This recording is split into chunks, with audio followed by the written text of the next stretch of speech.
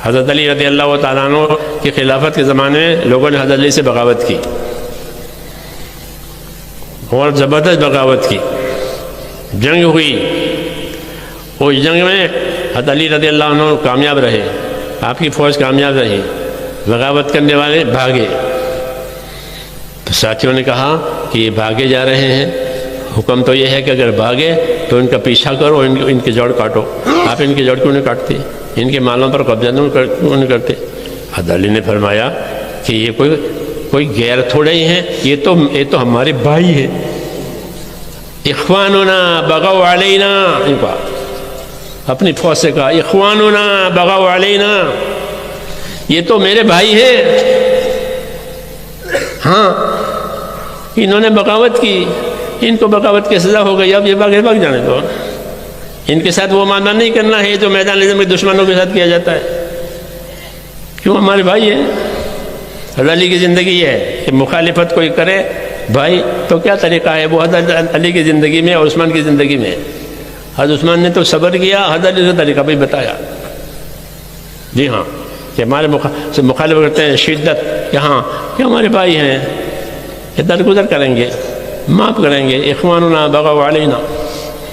اس لیے میرے دوستو اختلاف بھی ہوگا، اختلاف، کوئی جماعت ہماری تاریخ میں ایسی نہیں بنی ہے کہ جس میں اختلاف نہ ہو۔ صحابہ میں اختلاف تھا، عمر اور ابو بکر میں اختلاف ہوتا تھا، حضرت عمر میں اور عثمان میں اختلاف ہوتا تھا، اختلاف، لیکن وہ اختلاف کے آداب ہوتے تھے، آداب۔ اختلاف اپنی جگہ پر ہے، ہاں میں ہاں نہیں ملانی ہے، اختلاف رائے کرنی ہے۔ روایتوں میں ہے حضرت عثمان رضی اللہ عنہ جو خلیفہ ہوئے تو خلیفہ حج کا بھی ذمہ دار ہوتا تھا، خلیفہ کی نگرانی حج ہوتا تھا۔ حضرت عثمان نے حج کرایا لوگوں کو، اور مینا میں جو نماز پڑھی تو 4 رکعت پڑھی، 4 رکعت والی نماز۔ حالانکہ رسول صلی اللہ علیہ وسلم نے مینا میں 2 رکعت پڑھی تھی، ظہر کی، عصر کی، رباعی 2 پڑھی جاتی ہے، انہوں نے 4 پڑھی۔ جب حضرت ابو ذر غفاری کو اس کی خبر ہوئی کہ امیر المومنین نے تو 4 رکعت نماز پڑھی، تو کہا انا للہ و انا الیہ راجعون۔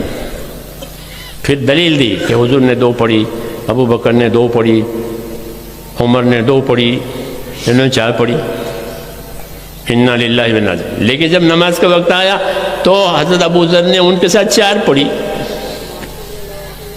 تو کہا ابھی تو انا للہ پڑھ رہے تھے کہ ہاں، تو انہوں نے کیا جواب دیا معلوم ہے؟ فرمایا الخلاف اشد، مخالفت کرنا یہ سخت چیز ہے، اختلاف کرنا جائز ہے، تو میں نے اختلاف تو کر دیا کہ یہ صحیح نہیں ہوا ہے، سنت یہ تھی کہ 2۔ حضرت عثمان نے پھر 4 کو پڑھی، اس کی وجہ دوسری تھی۔ تو ایک ہوتا ہے میرے دوستو اختلاف، ایک ہوتی ہے مخالفت، دونوں میں فرق ہے۔ مخالفت تو سخت چیز ہے، وہ تو دین کو پارا پارا کرے گی۔ ان حضرات میں اختلاف ہوتا تھا، روایتوں میں ہے کہ جب حضرت علی رضی اللہ تعالیٰ عنہ کے ساتھ جنگ ہو رہی تھی، ادھر حضرت معاویہ کی فوج ہے، ادھر علی کی فوج ہے، حضرت ابو ہریرہ رضی اللہ عنہ حضرت علی کی فوج میں ہے، لیکن جب کھانے کا وقت ہوتا تھا تو امیر معاویہ کی فوج میں چلے جاتے تھے کھانے کے۔ تو لوگوں نے کہا آپ تو اس فوج میں ہیں، حالانکہ جہاں فوج کے قانون تو بہت سخت ہوتے ہیں، کیا آپ تو حضرت علی کے ساتھ ہیں ان کی فوج میں؟ کہ ہاں حضرت علی حق پر ہے اس لیے میں ان کے ساتھ ہوں، وہ کھانا ان کا اچھا ہوتا ہے اس لیے وہاں کھاؤں گا۔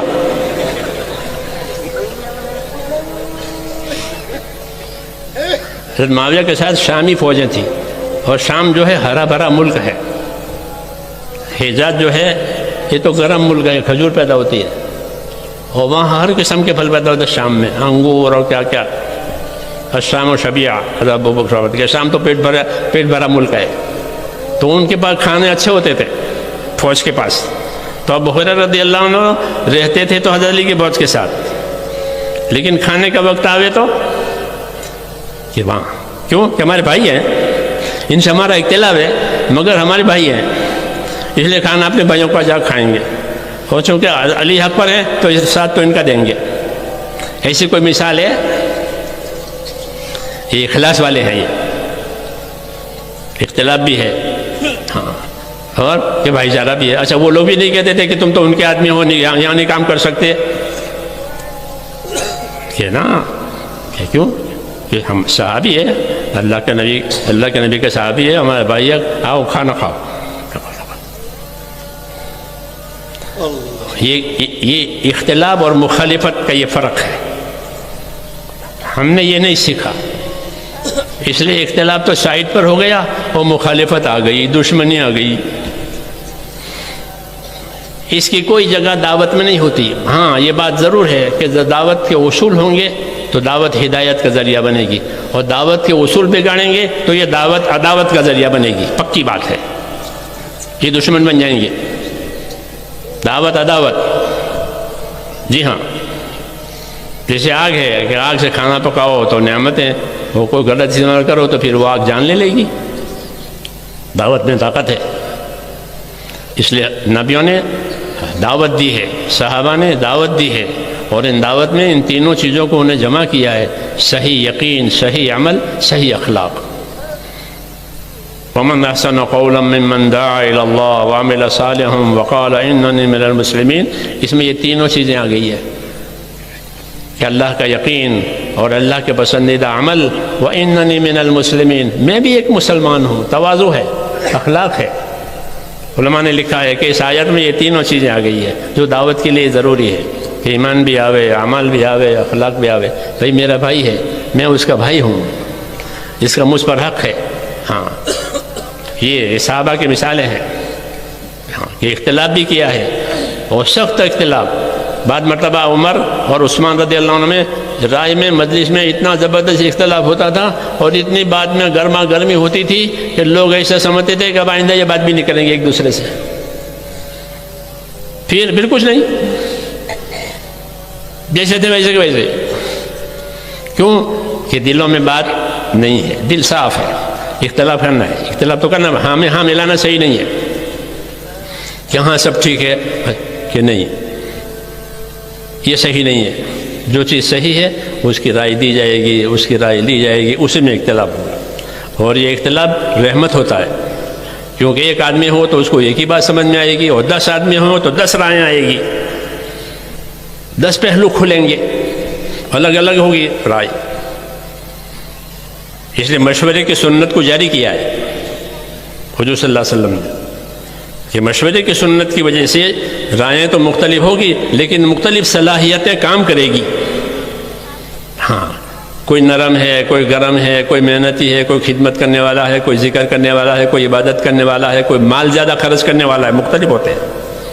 ان سب کو جمع کیا ہے تاکہ سب کی صلاحیتیں حق پر لگے. ہاں اس لیے اس سنت کو جاری کیا ہے, مشوروں کی سنت کو.